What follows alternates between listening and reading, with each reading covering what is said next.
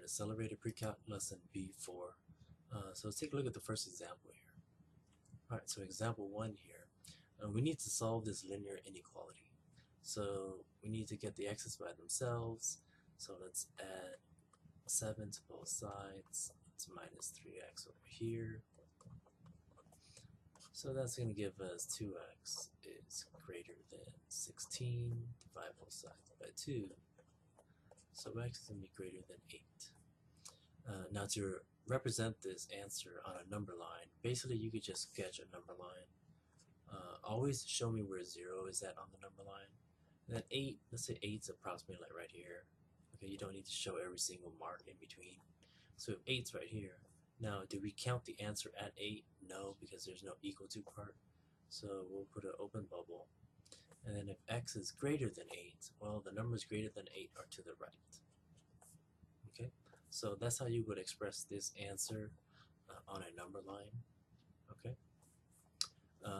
the way to express this answer using interval notation, you would just have 8 with a parentheses, right? Remember, parentheses means we don't count this value, right? And then since it's going all the way, it keeps on going forever to the right, it's going forever to positive infinity, right? And infinity is always a parentheses because you can't count infinity, it just goes on forever. Okay, so this is the answer expressed on a number line. This is the answer expressed in interval notation. Okay, let's take a look at example 2. Alright, so example 2 here, pretty much the same thing. We've just got this fraction to deal with, but that's not a big problem. So minus 1 first here. Alright, negative 3 over 2x greater than or equal to x minus 5. Now remember, these problems, there's always more than one way to solve them. So as long as your algebra steps are correct, we'll end up with the same answer. Okay? So just because you don't solve it exactly the way I do it doesn't mean that you're doing it wrong. Okay? Just be careful with the algebra. So now I don't want this fraction to be here, so I'm going to multiply it by the denominator. Now since these are different terms, I've got to multiply them by 2 also, so don't forget that. So these divide out, I end up with negative 3x greater than or equal to 2x minus 10. Right?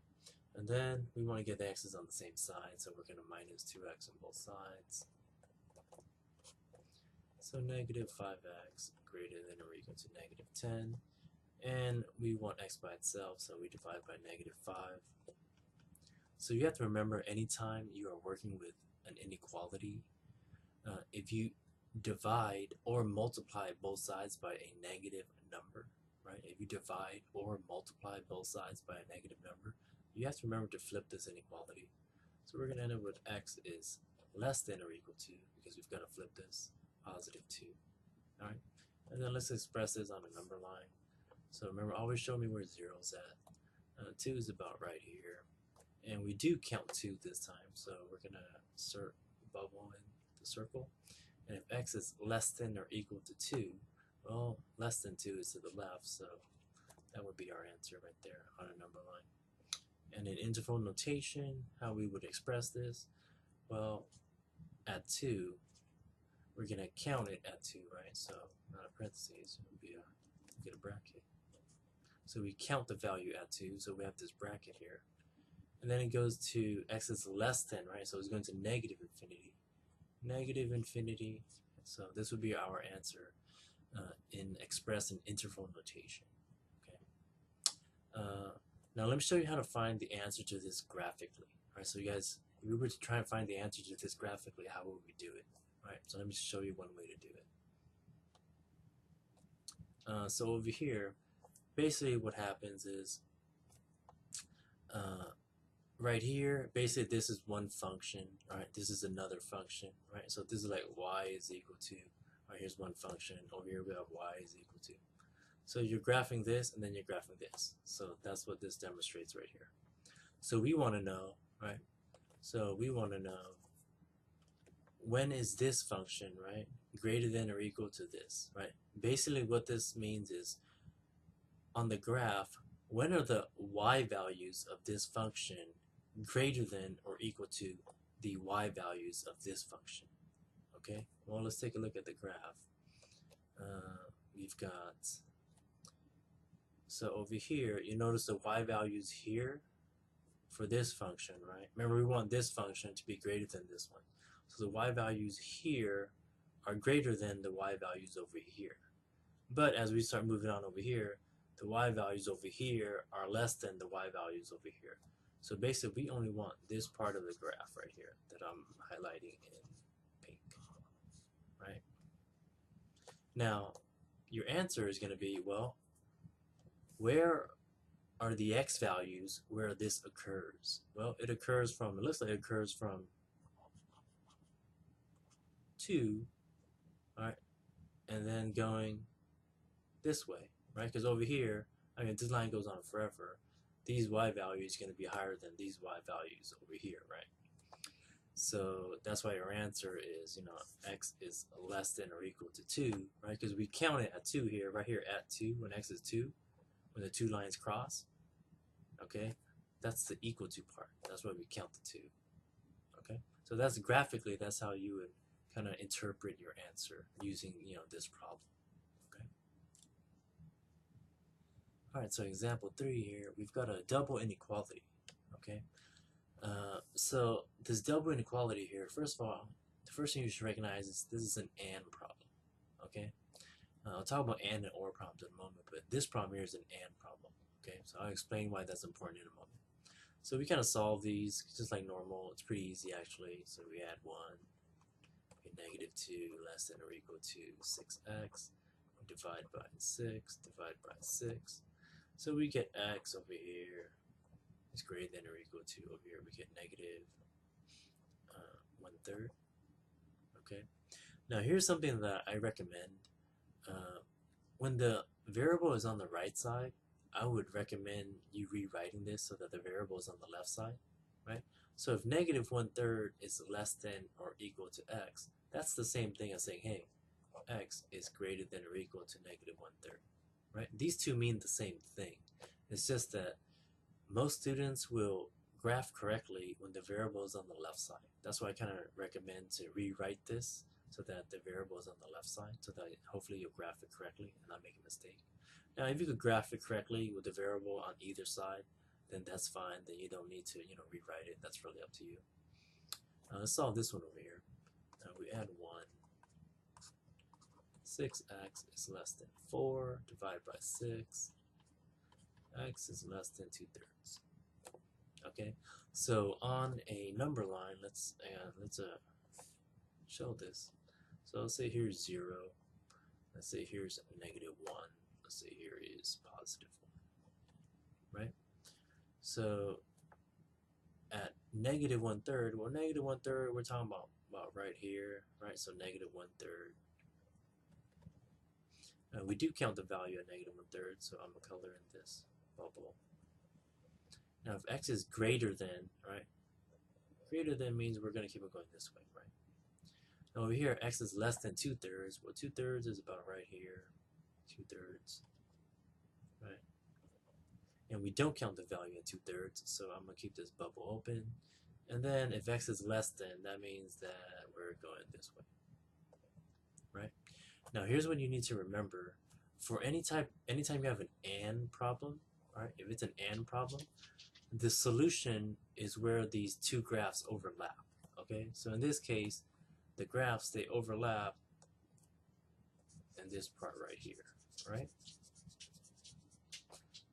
So that's where your solution is. And most of the time, I mean, I'm just showing you guys, that the graph's going forever. But most of the times when you guys are graphing, all you have to do is just show me this right here.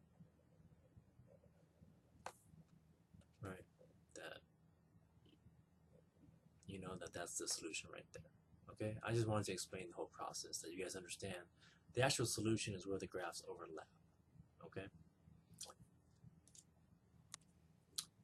And in interval notation, the way we would represent this, so at negative 1/3, remember we always write interval notation from going from left to right on the number line. So we do count at negative 1/3. And all the x values going up to 2/3. And we don't count it at 2/3. Okay? So that's how you would represent this answer here on a number line or an interval notation. Okay? Let's take a look at the next example. Alright, so before we go to the next example, let's talk about absolute value inequalities real quick. So when you have an absolute value inequality, right? So when you have that x inside an absolute value is less than or greater than some value, okay, some number. What you need to remember is if the absolute value of x is less than something, right? That means that it is an and problem. It is an and problem, okay? If you have the absolute value of x is greater than some value, right, some number a, then it is what we consider an or problem, okay? So basically it's real simple. This is what you need to remember that you need to do. Say, I'll give you an example. Let's say we have the absolute value of x plus 2 is less than 5. Basically, you have to take this and you have to understand, hey, I'm going to rewrite this, right, as negative 5 is less than x plus 2 is less than positive 5. Okay, so whatever this value is, you know this is going to be in between, right, negative 5 and positive 5. Okay, and another way to express this is to just say, hey, negative 5 is less than x plus 2, and since this is an and problem, and then you have x plus 2 is less than 5. Okay, so these two mean the same thing. Okay, these two right here mean the exact same thing. Now let's say you have this, but it was a greater than problem symbol, right? X plus 2 greater than 5. Well, if it's greater than, that makes this an or problem, right? So when it's an or problem, basically the first equation is the exact same thing. Oops. Is the exact same thing, just without the absolute value bars. And then or, in the second equation, you have whatever's inside the absolute value stays the same. Alright, then you have to remember to flip the inequality, so it becomes less than. And whatever this value is, it becomes negative. Right, negative 5. Okay, so that's the difference between an and problem and an or problem, right? So anytime you have an absolute value inequality, right, in order to solve it, you have to rewrite the problem either like this or like this, and then you start working it out. You can't work out the problem with the absolute value there. Okay. Another thing I want to mention is, over here, when it's an and problem, your solution is where the graphs overlap.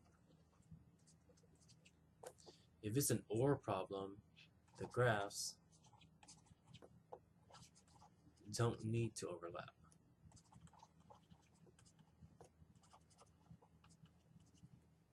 Okay? So make sure you remember that. Alright, so let's take a look at the next example. Alright, so example 4 here. I'll do part A first. So we've got this absolute value of x minus 5 is less than 2. Since the absolute value is less than, this is an and problem. So let's take this and rewrite it. So we have x minus 5. Right. Put that in the middle. X minus 5. Then we have less than and less than, so a negative 2 and a positive 2, right?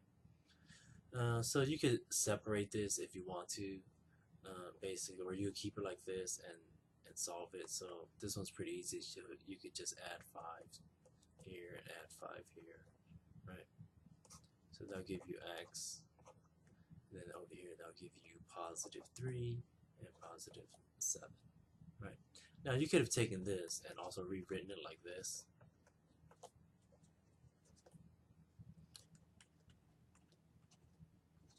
And then just add the 5 here and add the 5 here, and you're going to get the same thing. I mean, right? And x is less than 7, right? So you'll get the same answer. Usually, I mean, I recommend just separating them like this. It's easier to work them out, especially when the problems are a little bit more complicated. It's really up to you. Over here, part B, and then you would just graph these on the number line. Let me just graph them real quick. So over here, we're at, always show me 0. 3 is about right here. Let's say 7 is like right here. So at 3, we don't count it. And then x is greater than 3, so greater than is going that way. Over here, x is less than 7, we don't count it either. It's going this way, so where is it going to overlap? It's going to overlap right here, so that's your answer right there, right? Over here, so you look at part B, I'll do that in blue. So it's an OR problem because we have greater than right here, so we know this is a greater than problem. So we have x minus 5 is greater than 2, or x minus 5 is, remember you got to flip this now, less than negative 2. Okay, so we solve this, you add 5 to both sides. X is greater than 7, or add 5 to both sides. X is less than positive 3, right?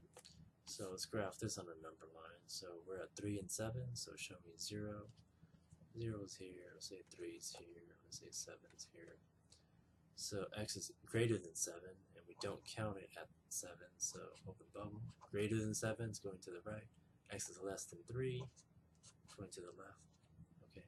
Now remember, when it's an AND problem, the graphs have to overlap. That's where your solution is, right? Because they overlap right here, that's our answer, in between 3 and 7. Over here, when it's an OR problem, the graphs do not need to overlap. Okay, they don't need to overlap. So over here, hey, they're going opposite, they're not overlapping, no big deal, it's an OR problem, that's perfectly fine. Okay? Let's take a look at the next example. Alright, we've got a polynomial inequality this time. Okay? So a polynomial inequality, anytime you have a polynomial, I don't care if it's a quadratic or something to third power, fourth power, fifth power, if it's some sort of polynomial, you guys have to remember these steps to solve a polynomial inequality. Okay? So remember, anytime you have a polynomial inequality, remember this process that I'm about to teach you. Alright, so the first thing what you want to do is you want to set this problem basically to 0. So I'm going to minus the 12 on both sides. 2x squared plus 5x minus 12 is greater than 0. Okay? So set it greater than or less than to 0. And then what you want to do is follow the steps for factoring. Alright, so is there a GCF here? No, there's no GCF. So we go to the x method, right? A times c, negative 24, positive 5. So it looks like we've got 8 and negative 3. What are we dividing by? 2. So reduce here as 4 over 1. So your solutions are negative 4 and positive 3 over 2. Right? Just take the opposite sides of these. Okay. So over here, remember it's good to change these into factors too, especially for this. So I would recommend saying, hey, x plus 4. Remember how you go from this into the factors. Then over here you have 2x minus 3. Right? Remember the denominator goes in front of the x.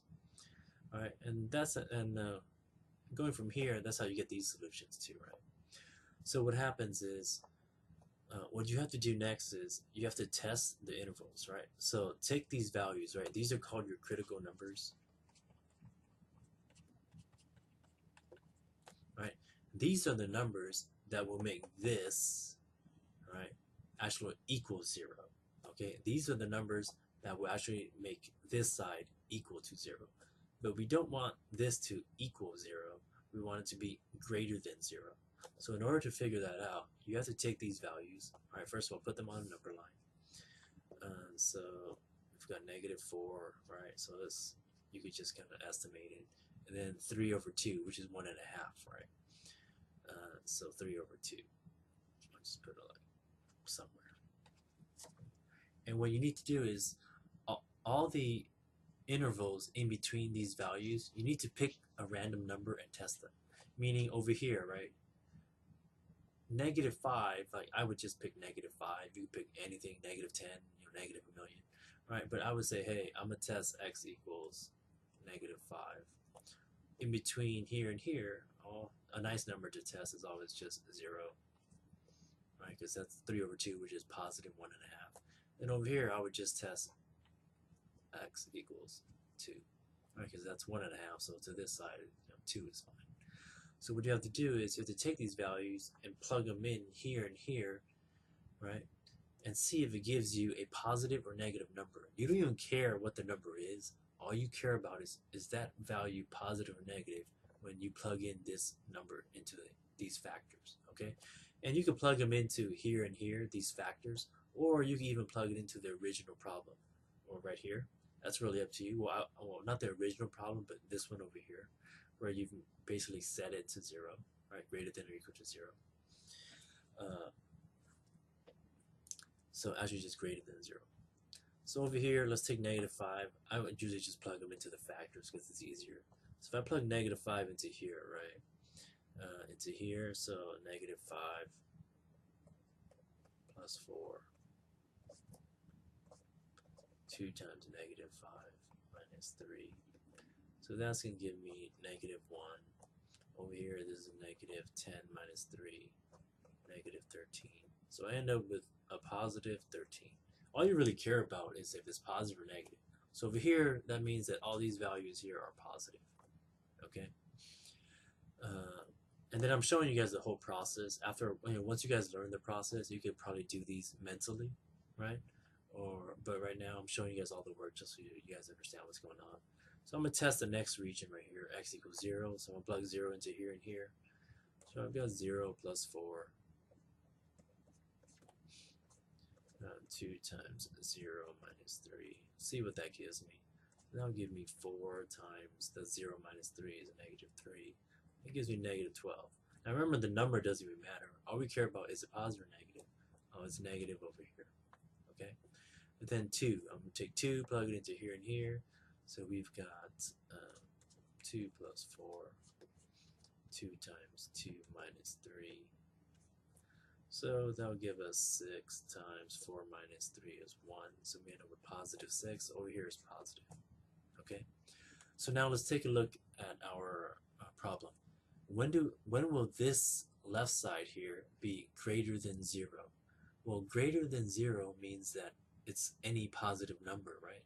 So we tested the regions. Where are they positive, right? They are positive over here and over here, right? They're positive over here and over here. Over here, they're negative. So your answer is pretty much going to be from negative infinity, because all these numbers over here will make them positive. So from negative infinity to -4. Now, do we want to count -4? Remember, -4 makes this left side equal to 0. There's no equal to part here, so there's no equal to sign. So you don't want to count -4. So we have a parentheses there. And then, now to include this as part of our answer, we use this symbol right here, kind of like a big U. All right, it stands for union. All right, basically just means we're going to include also this right here. So from 3 over 2, all right, now remember, we don't want to count 3 over 2. 3 over 2 is going to make this equal to 0, or we don't want it to equal 0.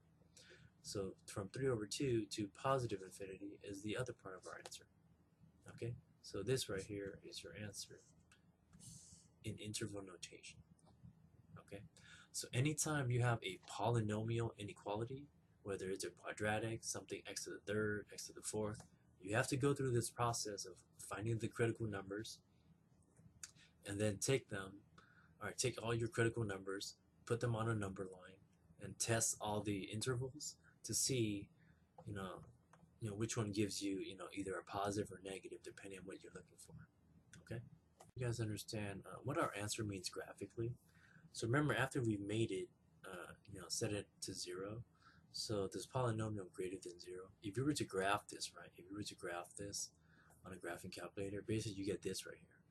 Now, so we want to know, when is this greater than 0? Meaning, when are the y values of this graph greater than 0? Meaning positive. When are the y values positive? Well, the positive y values are all over here, right? Positive y values. So where on the x-axis does that happen? Well, remember, this keeps on going up. Basically, all these x values right here, right? And all these x values right here, right? So the x values where this occurs, that's your answer. That's why our answer is from negative infinity, right, to -4, union 3 over 2, because you can't count it. That makes it equal 0, right, to positive infinity. Okay, so graphically, that's what your answer means. Right?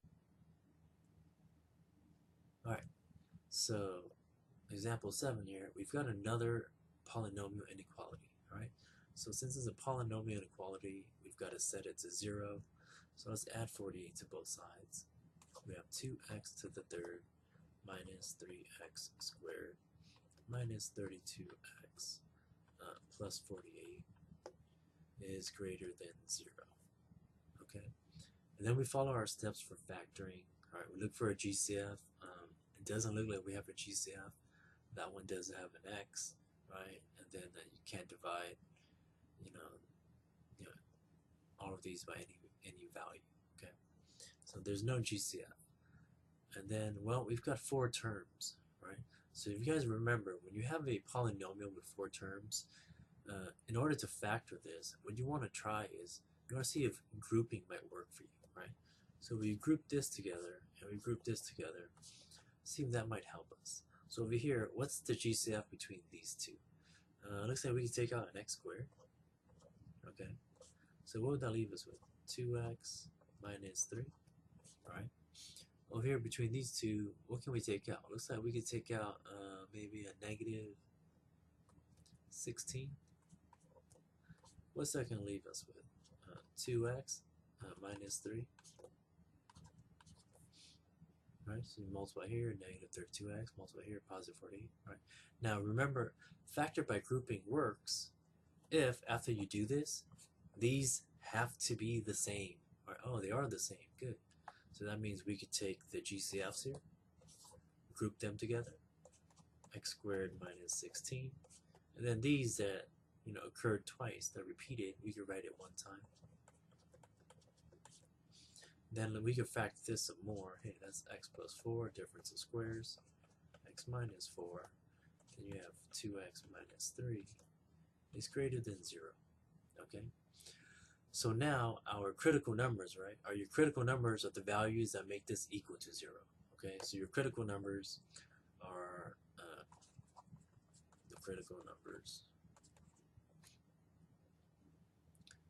x is equal to negative 4, positive 4, and positive 3 over 2, right? So these are the values that would make this equal to 0, right?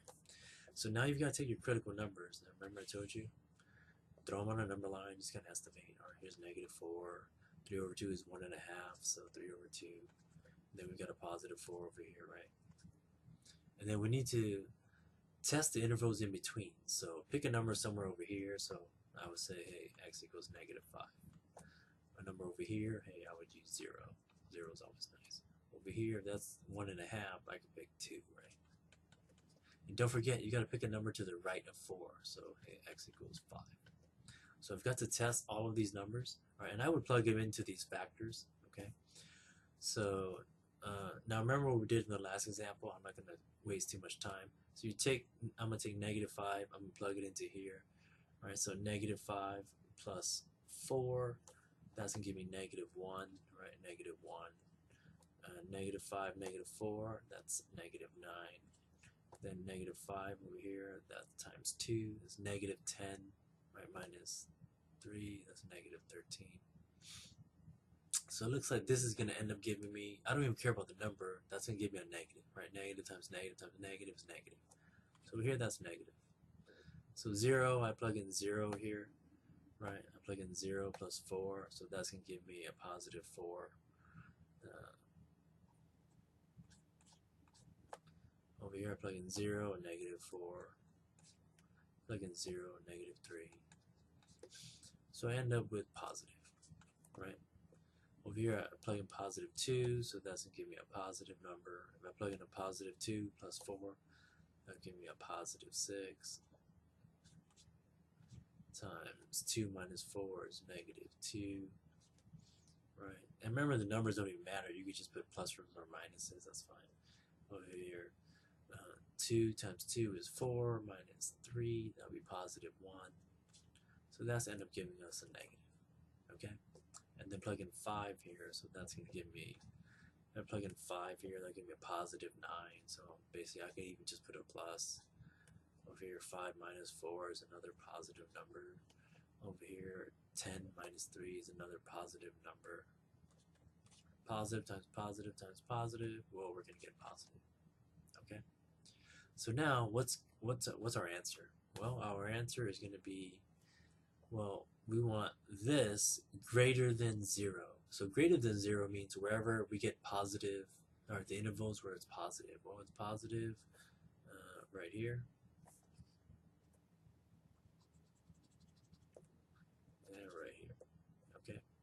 And since we don't want it to equal 0, we don't want to count these values, right? So from negative 4, right, to 3 over 2, union, and then from 4 going to positive infinity, right? And then this would be, so we've got this polynomial right here, right? So if we graph this polynomial, we get this graph right here. So basically, we want to know when this polynomial is going to be greater than 0, okay? So basically what you're asking yourself is, what are the x values, right, that cause this polynomial to have positive y values, right? Because if we want greater than 0, that means positive, right? Well, you notice here, this graph, well, here's the y-axis, right? The whole graph is in the positive part of the y-axis, and it's keep on going up forever, right? So it's always going to be in the positive, right? The positive values for y. So what are the x values where this occurs? Well, it occurs on the whole number line, right? It occurs on the whole number line. So the x values where this occurs is the whole number line, right? So that's why your answer to this would be basically all real numbers. And the way you express that with interval notation is negative infinity to infinity, meaning the whole number line. Okay. Let's take a look at B here. So once again, if you were to just throw this polynomial in a graphing calculator, you would get this.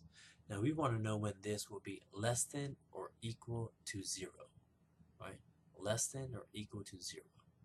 So less than 0 meaning negative, okay? Well, if this is our graph right here, this graph is never in the negative part on the y-axis, right? But it is equal to right here.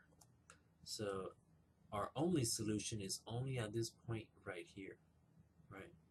Because it could be equal to, right? That's why there's that line there. So that's actually the only part that we can count. So our answer would be, well, it's just going to be negative 1. Right? At negative 1, it'll be equal to 0, right? And this graph is never in the negative part of the y-axis. Okay. Let's take a look at the next slide. So example C here, example C. So we graph this polynomial right here. So we get this graph. When is this graph less than 0? Meaning what part of this graph is in the negative y values on the y-axis, right? Negative y values. Well, it's never in the negative y values, right? So it's never going to have a solution, right? So there are no x values that would make this graph, right, be in the negative y values. Okay, so our answer here would be no solution. And then let's take a look at this last example, D. When is this polynomial greater than 0? Right? Well, graphically, so we graph this polynomial. So when is it greater than 0? Meaning, when is it in the positive? All right, when does it have positive y values? Okay. Well, positive y values has positive y values going from here and then right here. It'll actually equal 0, right? But we don't want it to equal 0 because there's no equal to part. We only want it to be greater than 0. So you wouldn't count it at 2. And then when does it go positive again? It goes positive after 2, right? So basically everything except for the number 2. Okay? So your answer would be when do we have positive y values? Well, at the x values, at pretty much all the x values, except for at 2, because at 2 it actually equals 0. Okay, so we end up with our answer the way we express that from negative infinity to 2 union 2 to negative infinity. Oops, sorry, to positive infinity. And that would be your answer. Alright, so example 9 here. We have a rational inequality, okay? So the first thing you need to remember is when you have a rational inequality and you're solving it, you have to treat it like a polynomial inequality, right? So remember the whole process that we went through with a polynomial inequality? We're pretty much going to do the same thing with this rational inequality. There's a minor difference here and there, but for the most part, the steps are the same, okay? So remember the first step, we need to set it to 0, so we get 2x minus 7 over x minus 5 is minus 3 is less than or equal to 0, right? So once you set it to 0, now you're going to have to simplify the left side, right? So over here, it looks like we're going to need to get a common denominator. So our common denominator is going to be x minus 5. Multiply top bottom by x minus 5. Okay, so over here we end up with 2x minus 7. When you distribute this, remember it's a negative 3. Okay, so we end up with negative 3x plus 15, right? And then we have a common denominator now, right? So I'm going to write it all over, x minus 5, because we have a common denominator, okay? So now let's simplify the top. Looks like we're going to end up with negative x plus 8 over x minus 5 is less than or equal to 0. Okay, so once you've simplified the left side as much as you can, right? Now we need to find the critical numbers. Right? Remember critical numbers. Basically, what makes the top 0 and what makes the bottom 0, those are your critical numbers, okay? What values of x will make the top 0? Well, if x is what? 8. What values of x will make the denominator 0? If x is 5. Okay, so these are our critical numbers. And then we've got to test the intervals. So 5, say here's 8, right? So let's pick some values to test. Over here, I would just test 0. I like testing 0. Say 6, and over here x is equal to 9. Those are the numbers I'm going to use to test, right? So over here, if I plug in 0, right? Now remember, we don't even care what the values, what the numbers are. We just care if they're positive or negative. So I'm pretty much going to put positive and negative symbols. So if I plug in 0 here, right, I'm going to end up with a positive divided by, if I plug in 0 here, a negative. That means I get negative, right, when I test 0. If I test 6, I end up with negative 6 plus 8, that's a positive, divided by 6 minus 5, that's a positive. My answer here is positive. X minus 9, right? Oh, sorry, x equals 9. I'm going to test that. So negative 9 plus 8, that would leave me with a negative, divided by 9 minus 5, that will leave me with a positive. So I end up with negative over here. Okay? Well, we want to know when this will be less than or equal to 0, meaning negative, right? Well, which of our intervals is negative? Over here and over here. Okay, so let's write our answer. So here's where you have to be kind of careful with rational inequalities. So over here we go, alright, so we're coming from negative infinity, right, to 5. Now remember, the number 5 will make it equal to 0, right? We'll make it equal to 0, which is okay, right? Because we have this equal to part, right? But you have to remember, you have to take a look. Remember, we can never divide by 0 in math. Do we want to plug in 5 here? No, because it's going to make 0 in the bottom. So even though there's this equal to symbol that says, hey, it's okay for it to equal 0, we don't want to ever divide by 0 in math. So you don't want to include the 5 still. Okay? So you got to have parentheses. Union. Now the number 8 right here, right? You plug in 8 here and here. It'll make basically you get 0 divided by 3, which is 0. So it could equal 0. So it's okay to include the 8, right? Because it doesn't make 0 in the denominator, only at the top. Going to positive infinity. So that's going to be our answer. Okay. Let's take a look at what this. How will we interpret this, graphically. Okay. All right. So here's the problem that we just did, right? So we want to know when this is going to be less than or equal to 3. So if we were to treat this as a function and graph this, right? Basically we end up with this blue graph right here. And then we have a y equals 3. Remember, this is the same thing as y is equal to 3. So that's just a horizontal line at 3 on the y-axis, right?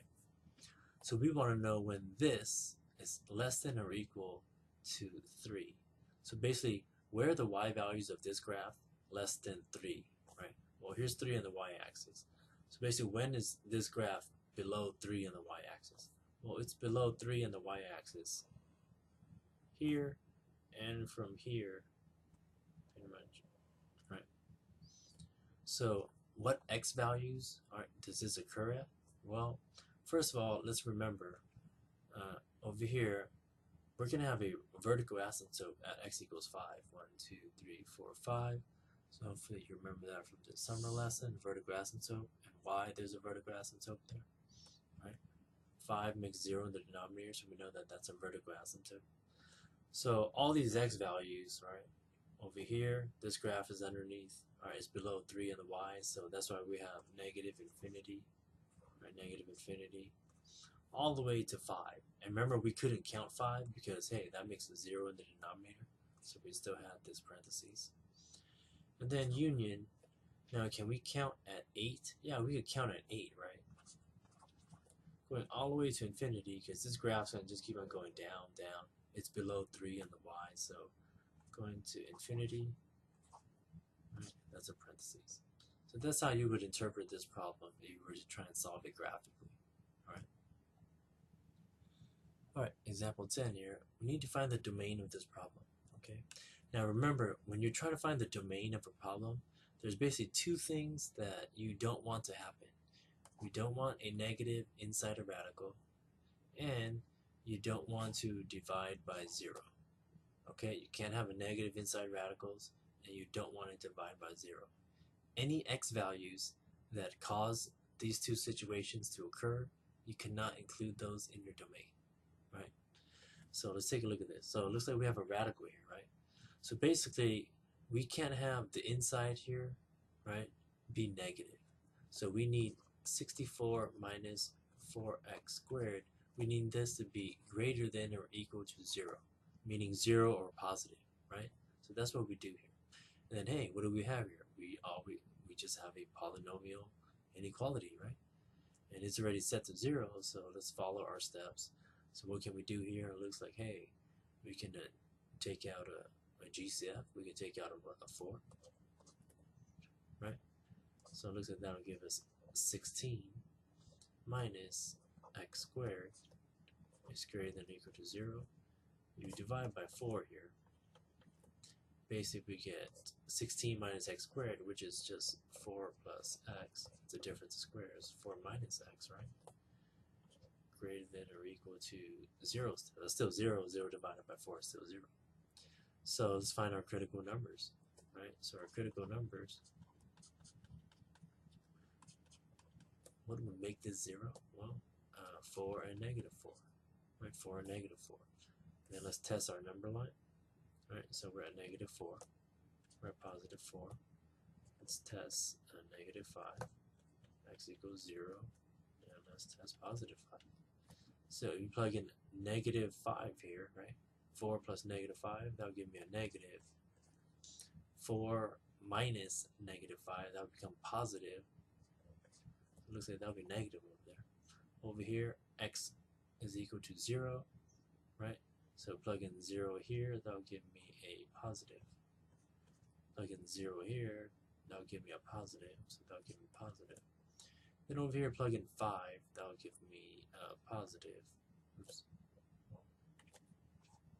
That'll give me a positive. 4 minus 5 times a negative. That'll be negative 1, right? So a negative. So we want to know when it will be positive, right? Greater than or equal to 0. So that means this region right here, right? Positive. So your answer is going to be, and remember, it could equal 0, so we could count the negative 4 and the 4. So from -4 to 4. That's going to be our answer. Okay. Alright, so graphically, I want you to understand what we've just found, right? So you notice here, if we were to actually graph this problem, this is what the graph looks like. Okay. Now remember, our domain was from -4 to 4. You notice here from -4 to 4 here, we can actually get an answer, right? Like if over here, if x is -4 or y is 0. If x is, like -1 or y is, whatever this is over here, right? It's like, let's say a -5 here, like it's not part of the graph. You're not going to hit the graph anywhere. That's why -5 is not in the domain. Okay, so I want you guys to really understand, when you're finding the domain, what are you finding? You're finding the x values where you're gonna get a y value if you plug it into the problem. Okay, over here, like if you plug in +5, right? +5 here, you notice like you're not gonna ever hit the graph. You're not gonna get a y value. You're not gonna get an answer, right? So that's what domain is. When you're finding domain, you're finding the x values that you can actually plug into the problem that will give you out a y value.